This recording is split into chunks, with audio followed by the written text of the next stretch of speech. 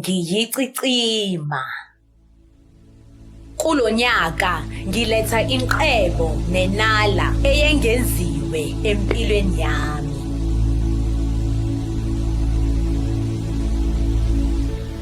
Kulo nyaka ngiphila impilo enenjongo nothando.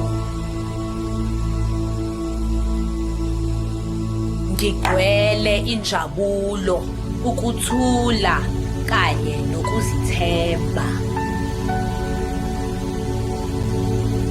Ngiyakwazi futhi ngizoveza amaphupho nezifiso zami. Lo nyaka uyisiqalo esisha kimina. Ngiyakwazi futhi ngizofeza amaphupho nezifiso zami. Ngiyazithemba emakhonweni ami kanye namandla angenamkhawulo. Kulo nyaka ngigqwalisekile kukho konke engikwenzayo. Ngilungele ukuphila impilo yami engcono kakhulu okwamanje. Ngizithembe ngokwenkeziwe kimi.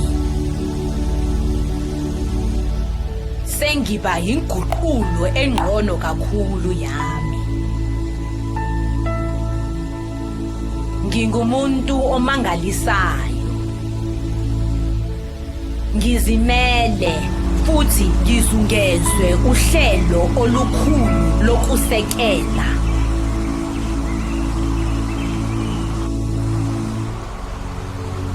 Ngiyasamukela lesiqalo esisha. Ngiyazithanda futhi ngiyazamukela ngaloko engiyiko. Ngikhulisa ukuhlakanipha kwami ngezindlela ezinhle.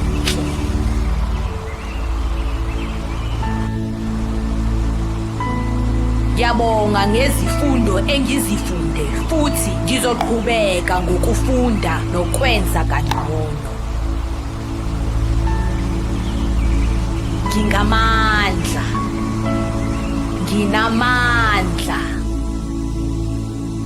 Ngifanele impumelelo nokucicima kuzo zonke izindawo empilweni yami.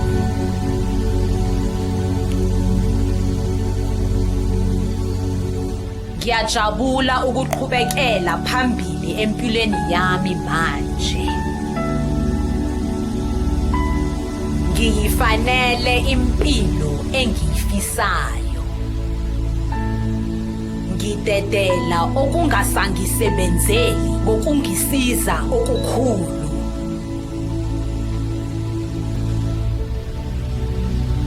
Ngiyawayeka amaphutho adlule. Ngiyeka ukukhetha okwedlule. Ngiyazixolela ngamaphutho adlule. Ngiyazixolela ngezinqumo engizenzile ngezikhathi ngingazi kangcono. Ngiyazixolela ngezinqumo engizenzile ngezikhathi ngazi kangcono kodwa ngakhetha ukungenzi kangcono.